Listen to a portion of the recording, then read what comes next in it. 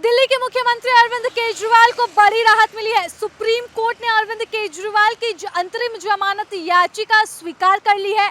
1 जून तक अरविंद केजरीवाल अब जेल की सलाखों से बाहर रहेंगे और वह चुनाव प्रचार का हिस्सा भी बन पाएंगे।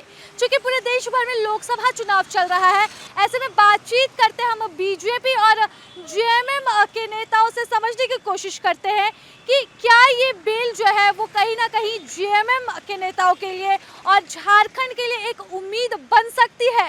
क्या इस ग्रांट पे हेमंत सोरेन को राहत मिल सकती है या नहीं, और अरविंद केजरीवाल की जमानत से झारखंड की राजनीति किस ओर करवट ले रही है।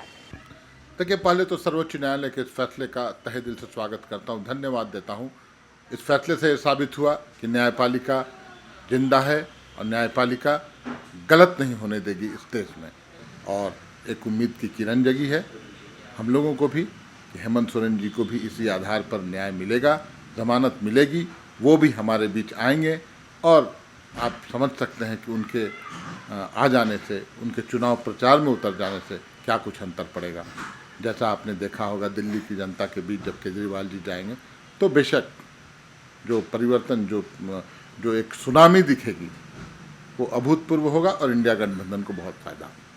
देखिए, हेमंत सोरेन जी अब सिर्फ झारखंड के नेता नहीं रहे, उनकी एक पहचान राष्ट्रीय स्तर पर है और तमाम खास करके जो आदिवासी समुदाय है, 9.7% पूरे देश में आबादी है, और तमाम वो आबादी आज उनके साथ है। अरविंद केजरीवाल की भी यही, इनके साथ भी यही लागू होती है। उनको चाहने वाले लोग हैं, 2-3 राज्यों में बहुत अच्छी पहुंच है, सरकारें भी हैं उनकी, तो निश्चित तौर पर पूरे देश में अगर वो घूम पाएँ, प्रचार कर पाएँ तो और बेहतर और हमारे पक्ष में परिणाम आएंगे।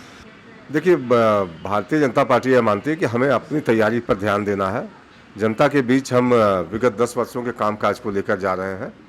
अब जमानत देना न देना ये न्यायपालिका का विषय है। जमानत उनको दिया है न्यायपालिका ने, तो न्यायपालिका के फैसले का भी स्वागत है। लेकिन एक विरोधी दल होने के नाते प्रतिपक्ष की जो मूवमेंट की हो, आप कह सकते हैं कि उनकी जो रणनीति होगी, उसके काट में हम क्या कुछ कर सकते हैं, हमारा काउंटर अटैक कैसा होगा, ये हमारी तैयारियां हैं। तो निश्चित रूप से आप ये कह सकते हैं कि उस व्यक्ति को जो सिर्फ दिल्ली और पंजाब में सरकार चला रहा है और बाकी राज्यों में, या गुजरात कहिए या गोवा, छत्तीसगढ़, मध्य प्रदेश, राजस्थान, सभी जगह विधानसभा के चुनाव उन्होंने लगे, लेकिन कहीं भी जनता ने उनको स्वीकृति नहीं दी। इसलिए कोई उनकी राष्ट्रीय छवि नहीं है। दिल्ली में हो सकते हैं वो, उनके प्रभावी रहने के बावजूद दिल्ली में 7 की 7 सीटें हमने 2 बार जीती। इसलिए कोई हवा खड़ा करे कि अरविंद केजरीवाल के आने से इंडिया अलायंस को कोई बहुत बड़ा लाभ होने जा रहा है, तो उनके लिए हो सकता है, लेकिन भारतीय जनता पार्टी के लिए कोई चिंता का विषय नहीं। प्रभातखबर.com, विश्वास वही, रफ्तार नहीं।